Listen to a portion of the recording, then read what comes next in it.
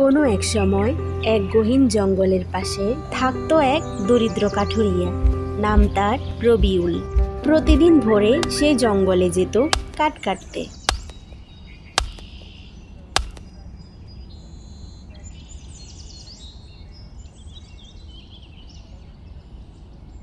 ওহ, আজ তো খুব গরম, একটু বিশ্রাম নিতে পারলে খুব ভালো হতো।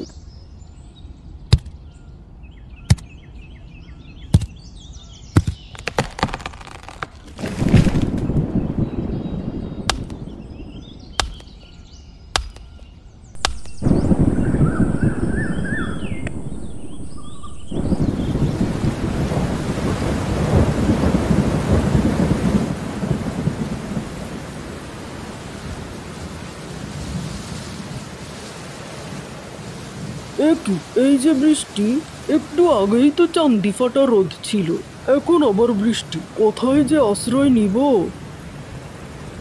ওই যে ওখানে একটা কুটির দেখা যাচ্ছে, মনে হচ্ছে ফাঁকা, কেউ নেই। যাই, বৃষ্টি না থামা পর্যন্ত একটু আশ্রয় নিই।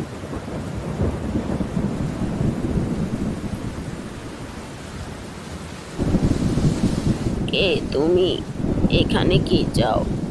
বৃষ্টি থেকে বাঁচতে এসেছি মা। বৃষ্টি থেমে গেলে চলে যাব। তোমাকে বিরক্ত করব না মা। যদি অনুমতি দাও তাহলে কি একটু বসতে পারি? বসো বাবু, তবে আমার একটা কাজ করে দাও। কি কাজ মা? তোমার কাছে তো কাঠ আছে, আমার এই কড়াইতে কিছু কাঠ দাও।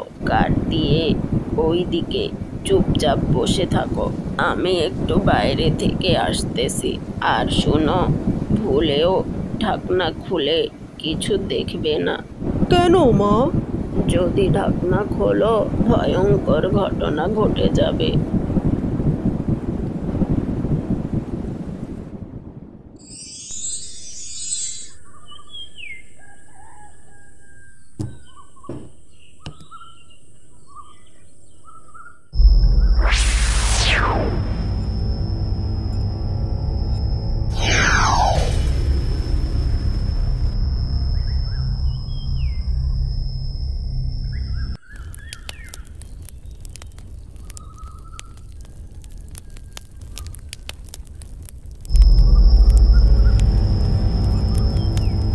কি থাকতে পারে এই কড়াইতে?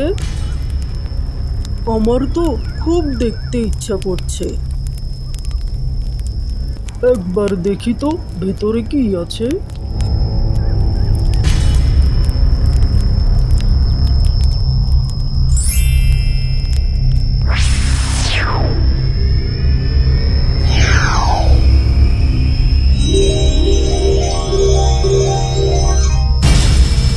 ধন্যবাদ কাঠুরিয়া, তুমি আমাকে মুক্ত করেছো।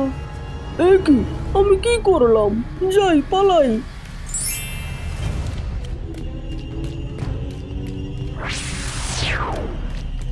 থাম থাম তুই।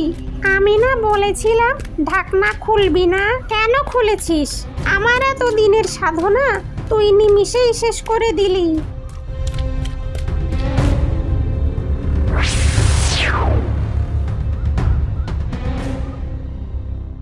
হাউ মাউ খাও, যে খুলেছে ঢাকনা তাকে পাথর বানাও।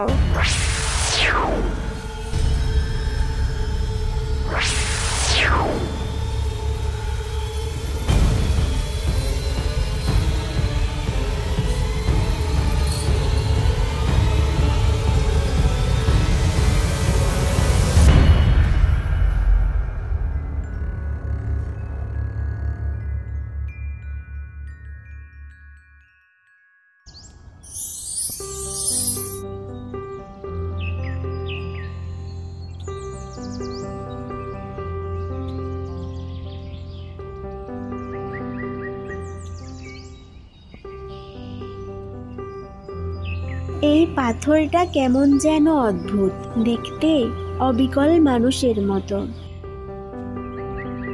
কি সুন্দর, কিন্তু মনে হচ্ছে এই পাথর ভেতর থেকে কান্না করছে।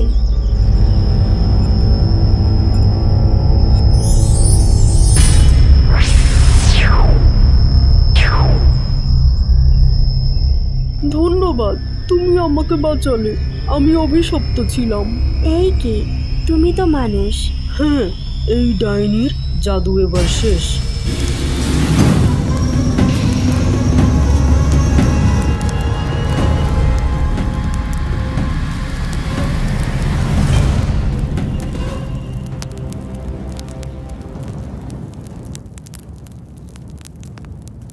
এইভাবেই রবিউল অভিশাপ থেকে মুক্তি পেল।